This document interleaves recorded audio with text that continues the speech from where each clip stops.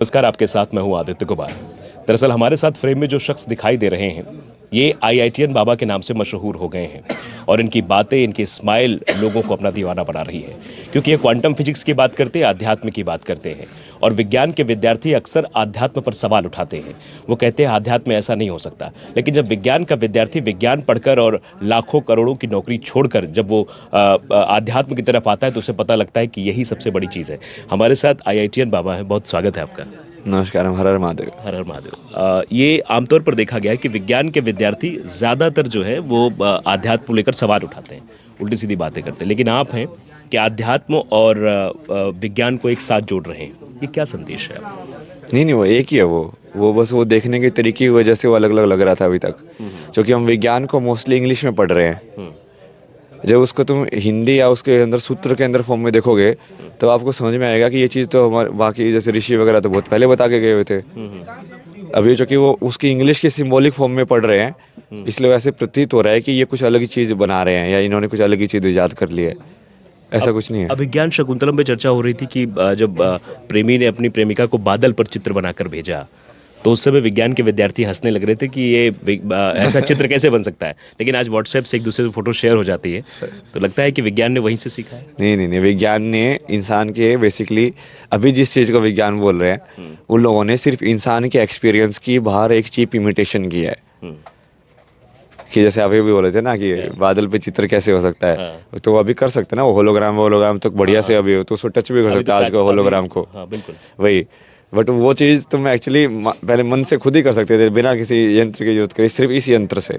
तो अभी क्या हुआ, इस यंत्र ने पहले एक और यंत्र बनाया जिसने वो चीज़ की। लेकिन इस यंत्र से ही डायरेक्टली हो जाती वो चीज़। वो आध्यात्मिकता थी कि इसकी ज़रूरत ही नहीं थी बाहर वाले की। टेलीफोन बनाने की ज़रूरत ही नहीं थी, क्योंकि सबको टेलीपैथी में तुम बात कर सकते हो किसी से भी, हाँ भाई नंबर डायल करो उसका। तो टेलीफोन क्यों डायल करना है फिर? मतलब टेलीफोन से पहले टेलीपैथी, जो मस्तिष्क, जो शक्तिमान हम लोग देखते थे ना बचपन में। शक्तिमान है, जब भी गीता विश्वास शक्तिमान करती थी तो शक्तिमान को पता लगता कि हाँ शक्तिमान कहाँ है, और शक्तिमान तुरंत पट से वहाँ पहुँचता था। तो वो जो चक्र पीछे दिखाए जाते थे शक्तिमान में, जो होता है जब आदमी को अपना ज्ञान कहलाया वो शक्तिमान, है ना, तो वो चक्र क्या है उसके बारे में जरा फिजिक्स के माध्यम से समझाइए दर्शकों।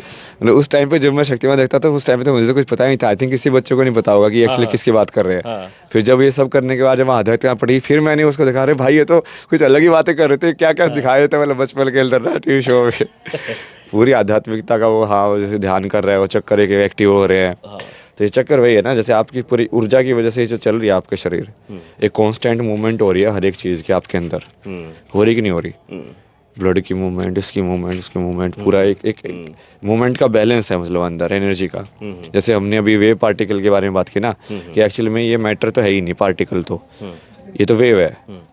तो यदि वो वेव है तो उसके अंदर आप वैसे तो देख ही नहीं पाओगे कि अब ये जो है ये ऑर्गन है, ये ऑर्गन है, ये ऐसी चीज़ है, वैसी चीज़ है। उसका आपको ऐसे दिखेगा कि एनर्जी का एक डिस्ट्रीब्यूशन है।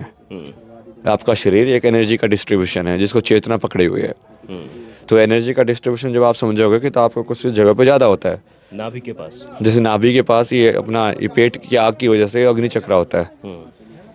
सब आग वाला काम होता है वहाँ पे। मैं इसको वैसे समझाया ना लोगों को, जैसे वो स्टीम इंजन की जैसे है कि उसके अंदर कोयला डालते हो तुम, कोयले को जल के एनर्जी जनरेट होती है यहाँ पे, वो तुम्हारा स्टीम इंजन यहाँ पे है। फिर तुम्हारा जो वेंटिलेशन सिस्टम है ये यहाँ पे है। तो उसके हिसाब से वेंटिलेशन सिस्टम की एनर्जी है। जैसे यहाँ पे, जैसे अभी ये लाइट जल रही है तो वहाँ से ऊर्जा आ रही कि नहीं आ रही? बिल्कुल। तो ये इस कमरे को ये मान लो कि एक शरीर है। तो शरीर के अंदर आपकी एक लाइट यहाँ पे जल रही है, एक लाइट यहाँ पे जल रही है, एक लाइट यहाँ पे जल रही है, एक लाइट यहाँ पे जल रही है, ऐसे अलग अलग रूप में एनर्जी जो है वो डिस्ट्रीब्यूट हो रही है। अच्छा, ये क्योंकि द सीक्रेट में बहुत सारी चीज़ें समझाई गई थी, फ्रीक्वेंसी को लेकर बातचीत उसमें हुई थी, उस बुक में। ये फ्रीक्वेंसी है क्या? फ्रीक्वेंसी की कनेक्टिविटी ईश्वर तक कैसे पहुंचेगी? वो जैसे कि आपकी फ्रीक्वेंसी पहले आईआईटी से मैच कर रही थी, आप नौकरी कर रहे थे, आप गर्लफ्रेंड बना रहे थे, आप पूरा जो सांसारिक सुख होता है उसको ले रहे थे, फिर अचानक से फ्रीक्वेंसी में ऐसा परिवर्तन क्या आया कि वो कनेक्टिविटी आध्यात्म की तरफ गई? नहीं, वो अलग अलग नहीं है ना। वो सुख तुम अभी भी ले सकते हो, बट वो सुख तुमको पकड़ेगा नहीं। सुख दुख तो आएगा ही जिंदगी के अंदर। बट वो सुख दुख से तुम अलग रहोगे, मतलब कि ऊपर से हो रहा है खेल के अंदर। एक्चुअली में तो शून्य ही सत्य है, ना इस कहानी से मतलब है कुछ, मतलब वो ऐसे सोचना है कि आपको मैं अभी कुछ भी जवाब दूँ, एक्चुअली में कुछ मतलब तो है नहीं उसका। बट फिर भी मैं जवाब दे रहा हूँ कि हाँ सेंसिबल लगे, उस कहानी का पार्ट तुम प्ले कर रहे हो। अब उससे सुख भी हो सकता है, दुख भी हो सकता है। एक कि बताओ कैसे इंटरप्रेट हो वो बात, कैसे जाए आगे। तो ठीक है, उसको क्या कर सकते हैं, तुम अपना कर्म करते जाओ, अपनी समझ के हिसाब से, अपने सत्य के हिसाब से चलते जाओ। कहते हैं कि इंसान के जीवन में कोई ऐसा क्षण आता है जब वो बहुत परिवर्तित हो जाता है। आपके जीवन में ऐसा क्या क्षण रहा, क्या मोमेंट रहा जिसने पूरी तरीके से बदल दिया अभय सिंह को? ज्ञान का ही मोमेंट था ना, जो वो पहली बार अनुभूति हुई इस चीज़ की। कहाँ से मिला ये ज्ञान? अंदर से। वही तो समझाया इतना सारा चीज़ें किस लिए डिस्कस की थी। आध्यात्मिक ज्ञान अंदर से होता ना। जब पहली बार मैंने उसको नो माइंड वाली उसको फील किया, मतलब बिना विचार वाली स्थिति क्या होती है, तब तुमको समझ आओ भाई ये तो खेल ही अलग है। ये तो खेल था ही नहीं जो तो सोच रहे थे। मतलब ये जितने लोग यहाँ पर हैं, कैमरे के पीछे हैं, मैं आपसे बात कर रहा हूँ, ये सब अपने में बंधे हुए हैं, ये खुल नहीं पा रहे अपने में हैं। ही बंधे हुए हैं। वो खेल एक्चुअली अपने आप में ही जी रहा है इंसान। हाँ। ये अवचेतन मन क्या है? अचेतन मन, ये अनकॉन्शियस माइंड या सबकॉन्शियस, ये एक्चुअली में अपनी वाली आध्यात्मिकता के अंदर इतना ऐसे कैटेगराइजेशन नहीं है उसका। ये थोड़ा वहाँ से आया है, वेस्ट से ना। वैसे अवचेतन मन आया है। कॉन्शियस माइंड, हाँ, सबकॉन्शियस subconscious माइंड, mind, हाँ। Unconscious mind. ये अपने आध्यात्म में नहीं है ऐसी कोई। वो उसको वैसे नहीं देखते ना, उसको अलग तरीके से देखते हो। बोल सकते हो उसका वैसे, बट वो हमारे यहाँ उसको ऐसे क्लासीफाई नहीं किया, मतलब अभी तक किसी ने। आप जब इधर इस आध्यात्म की तरफ बढ़े थे, क्योंकि आज के दौर में ऐसा कोई नहीं जो आईआईटीएन बाबा या अभय सिंह को ना जानता हो, सब लोग चर्चा कर रहे हैं, सोशल मीडिया पर तरह तरह की बातें लिखी जा रही हैं अभय सिंह के बारे में कि अभय सिंह ने कैसे रास्ता चुना। क्या लगा था कि कभी इस रास्ते पर जब हम चल रहे हैं तो ऐसा भी समय आएगा जब मीडिया के लोग हमसे मिलने के लिए बेताब होंगे और जो लोग आ रहे हैं वो एक सेल्फी के लिए बेताब हो जाएंगे कि बस आईआईटीएन बाबा की एक सेल्फी मिल जाए? नहीं, वो तो मैंने बहुत पहले ही बोला था। ये प्रिडिक्शन पूछ रहे थे ना वो, ये जो मैंने बहुत पहले ही प्रिडिक्शन की थी कि संसार का राजा बनने वाला हूँ मैं। संसार के राजा। अभी क्या प्लान है, आगे का क्या प्लान है? चलते जाओ, महादेव जैसे बता रहे हैं।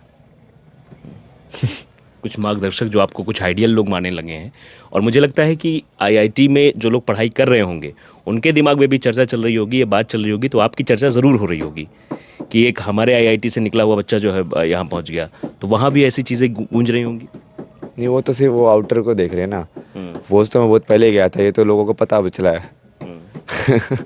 क्या प्रेशर की वजह से ऐसा हुआ है? प्रेशर की वजह से मतलब? कहते नहीं कि आईआईटी में जो बच्चे होते हैं जो इंजीनियरिंग करते हैं या जो फिर आईएएस पीसीएस तैयारी करते हैं, जो प्रेशर बहुत ज़्यादा होता है, उसके बाद एक अलग ऊर्जा, फिर एक अलग रास्ता तय हो जाता है उसके बाद। नहीं, ऐसा कुछ नहीं है। वो प्रेशर तो ठीक है, वो एक कई टाइप से तुम्हारी स्किल का टेस्ट तो होता ही है। कोई भी टफ जब चीज़ करते हो तुम, फिर तुम्हारे हर चीज़ का टेस्ट होता है, एंड्योरेंस का भी, प्रेशर का भी, सब चीज़ों का टेस्ट होता है। अगर कभी माता पिता आपसे कहें कि बेटा वापस आ जाओ, तो वापस आ जाओ मतलब कहाँ वापस आ जाओ? घर आ जाओ, घर में घर मेरा ये है ना, अपना घर ये बना लिया है आपने। यही है घर। तुम आप लोग समझ नहीं रहे हो उसको, इसको घर मान रहे हो मतलब। ये टेम्परेरी घर भगवान ने दिया है तुमको 70 साल 80 साल के लिए कि भाई इसमें ऑक्यूपेंसी करके रखो, इसका बढ़िया से चलाना। और इसको चला के जी के इसके अंदर, और फिर चले जाना चुपचाप, दूसरा घर मिल जाएगा फिर। इंसान ने फिर उसके ऊपर फिर 2 और घर बना दिए, फिर और घर बना लिए, फिर और घर बना लिए। वो खेल को और अंदर अंदर माया में घुस घुस के पता नहीं कितने डीप लेके जाएंगे लोग। मतलब लोग फंसे हुए हैं पूरी तरीके से, तो इनको निकालेंगे कैसे, ये निकले कैसे, इसका क्या क्या राह है? जब मैं आपसे बात कर रहा हूँ, मैं चाहूँ कि मैं इसी को अपना घर समझूँ, इस मोह माया के जो जंजाल में मैं फंस गया हूँ इससे निकल जाऊँ। जो साथ है वो तेरा, बाकी सब मौका फेरा। अभी जो मेरे साथ है बस वही मेरा है इस वक्त जो साथ है। हाँ। अच्छा, ये ज़रा मैं जानना चाहता हूँ, रिलेशनशिप के बारे में सवाल इसलिए पूछ रहा हूँ। आज के दौर में ये देखा गया है कि शादियाँ बहुत विखंडित हो जा रही हैं। जो लोग लव मैरिज कर रहे हैं उनके अंदर विखंडन की भावना ज़्यादा होती है, बहुत ज़्यादा विवाह विच्छेद के मामले बहुत ज़्यादा बढ़ते चले जा रहे हैं। ये क्यों? इंसान अपनी इंडिविजुअल एक्सपीरियंस पे ज़्यादा फोकस करेगा as compare to a more holistic oneness of experience, कि संसार में ये हवा और ये सारी चीज़ें जो है इक्विलिब्रियम में काम कर रही हैं। वो एक कोई तुम अलग नहीं हो, अलग से तुम ऐसा नहीं है कि तुम अलग से चल रहे हो, तुम एक संसार के बैलेंस के अंदर काम कर रहे हो। इसको तुम साइंस में समझ सकते हो ना, इस संसार एक क्लोज सिस्टम की जैसे है, तो उसके अंदर बस एनर्जी ऐसे ऐसे घूम रही है।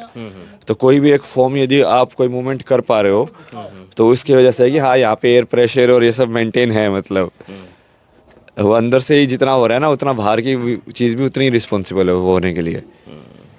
तो जब ये फीलिंग कट गई है बहुत ज़्यादा, इंडिविजुअलिज्म हो गया है, इसकी वजह से बाहर वाली, तो पहले तो उसने प्रकृति को मारा, फिर उसने पशु जीव जंतु को मारा, पेड़ पौधों को मारा, फिर अभी जितने मरते मरते चीज़ें बची नहीं है तो अब अपने इंसान एक दूसरे इंसान को मार रहा है, मतलब अब फैमिली का भी हो गया, क्योंकि अब सब क्या हो रहा है ना, सब दूसरे हो रहे हैं, होते जा रहे हैं, अपना तो खत्म हो रहा है। हाँ मतलब पहले तो जहाँ तक हाँ ठीक है अभी सबके अंदर भगवान है, तो पहले से उसने प्रकृति के अंदर भगवान खत्म कर दिया, बोला नहीं इसके अंदर भगवान नहीं है, इसको तो मैं तो मटेरियल है, इसका तो यूज़ किया जा सकता है, ऐसे यूज़ करने के लिए बनाया, ऐसी मिट्टी पड़ी हुई है। फिर जीव जंतु को बोला कि ये तो ऐसे ही है, ये मूर्ख लोग है, हाँ ये खाल पहनने के लिए, खाने के लिए, हमारा खाना बनाने के आए तो फूड के लिए भगवान ने डिनर भेजा है। फिर ऐसे ही तुम जाते जाओगे वो इंडिविजुअलिज्म के अंदर, तो एक दिन क्या इंसानों को भी खाने लगेगा इंसान? हाँ तो खा ही तो रहा है, क्या स्टेट है आपके वर्ल्ड का, आप आज देखो बढ़िया स्टेट है कोई, ये इतने सारे वॉर चल रहे हैं, इतने सारे मेंटल हेल्थ प्रॉब्लम्स हो रही हैं, ये खा रहा है कि नहीं एक इंसान दूसरे इंसान को, खा ही रहा है वो।